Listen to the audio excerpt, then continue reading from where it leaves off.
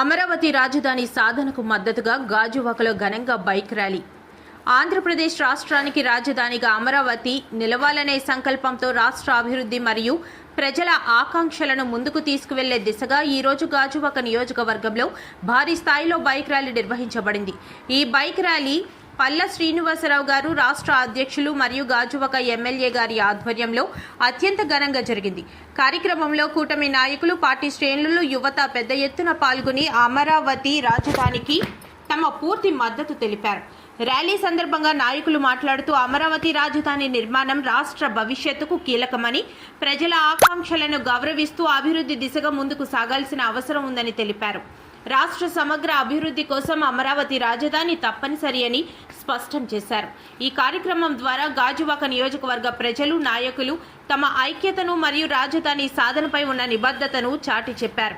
Rally మొత్తం ఉత్సాహభరిత వాతావరణంలో కొనసాగి విజయవంతంగా ముగిసింది. చట్టబద్ధత కల్పించినటువంటి సందర్భంలో మరి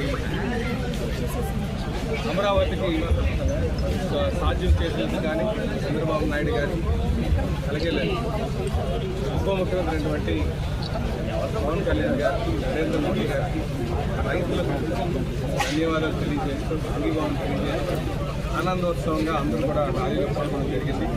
ప్రజలందరూ కూడా చాలా సంతోషంగా ఉన్నారు.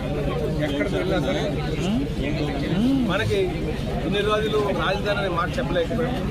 స్కూల్లో కూడా ఆంధ్రప్రదేశ్ రాజధాని అనే మాటను తీసేశారు.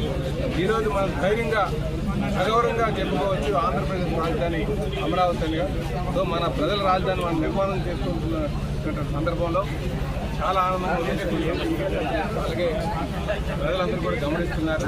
అన్నటి వరకు నిన్న మన 3 రాజధానులు అన్నటువంటి జగన్మోహన్ రెడ్డి గారు నేను కొత్తగా భావిగా నన్ను మొదలెట్టారు.